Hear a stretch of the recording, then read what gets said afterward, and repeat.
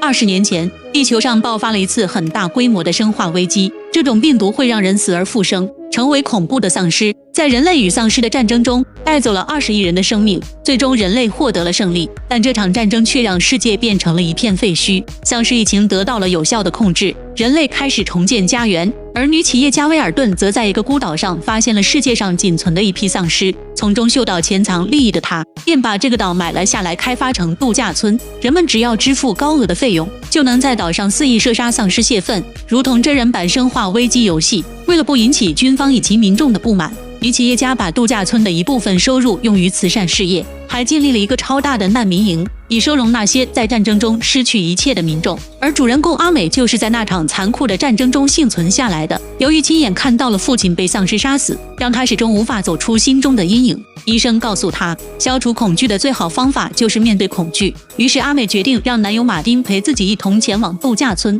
希望通过向丧尸复仇，走出内心的恐惧。第二天，他们来到港口，而旁边正是一个巨大的难民营。阿美透过玻璃看到一个可爱的小女孩，还主动跑过去和她打了招呼。接着众人乘坐轮船前往度假村。来到这里的他们被员工带到训练场练习射击，男友也亲自教阿美如何正确开枪。到了晚上，游客们来到广场上举行派对狂欢，女企业家威尔顿开始登台讲话。就在她讲话的时候，这个金发妹悄悄潜入了度假村的控制中心，并利用手上的密码把电脑上的文件拷贝了出去。而她鬼祟的行为刚好被独自喝酒的胡子哥看得清清楚楚。台上捆绑的一个女丧尸被游客们疯狂嘲笑着，殊不知第二天他们将面对的是什么。而由于金发妹的操作，让整个控制丧尸中心的系统崩溃，一场更大的浩劫将要重来。他们又有几人可以活下来呢？你见过真人版生化危机游戏吗？游客们只要付得起钱，就可以在这座名为僵尸岛的度假村肆意射杀丧尸。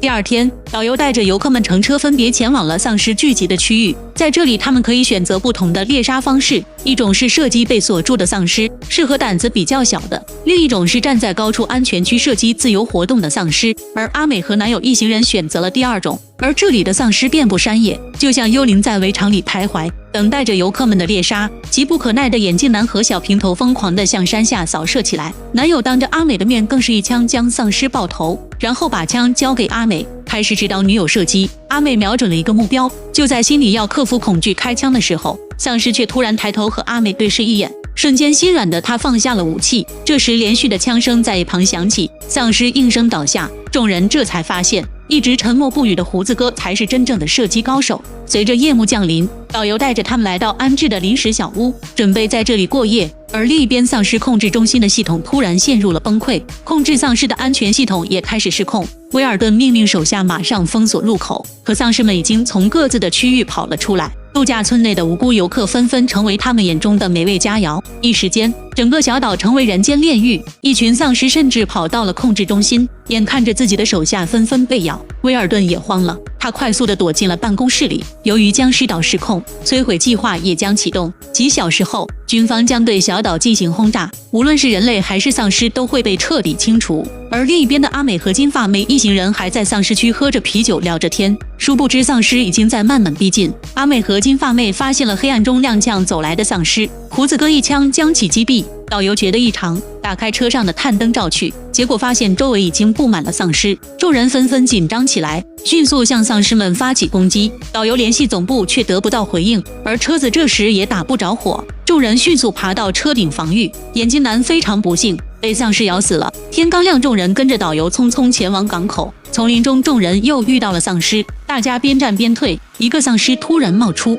导游被咬伤了，阿美的男友一枪将其击毙，众人继续逃跑。路上，金发妹向大家交代了实情，原来她是组织派来度假村窃取资料的，想以此为证据关闭这个度假村。得知真相的众人都非常气愤，但大家还是继续一起逃命。一行人来到了射击园区，而这里丧尸数量众多，几人只能分头逃亡。金发妹不幸被丧尸咬伤，她只能含着泪把资料交给了小平头，然后用自己的身躯为他争取逃命的时间。最后终于和阿美他们会合，把丧尸挡在了外面。剩下的4人继续逃命。他们来到一个密闭的房间，一个丧尸从天而降，咬了毫无防备的小平头。胡子哥开枪解脱了他。剩下的3人来到了难民营，他们发现这里的难民都被这个丧心病狂的公司变成了丧尸供游客玩乐。阿美也在这里发现了港口那个变成丧尸的小女孩。痛心之余，无数丧尸从难民营跑了出来，3人只能躲进了一个房间内。男友趁着2人阻挡丧尸，自己爬上铁链逃走了。胡子哥为了让阿美逃走，自己则杀向了丧尸群中。来不及伤心，阿美继续逃命，遇到了被咬伤的男友。充满愧疚的她选择了自我了断。逃跑的阿美被威尔顿拉进了房间。阿美因为难民营的事情愤怒地质问他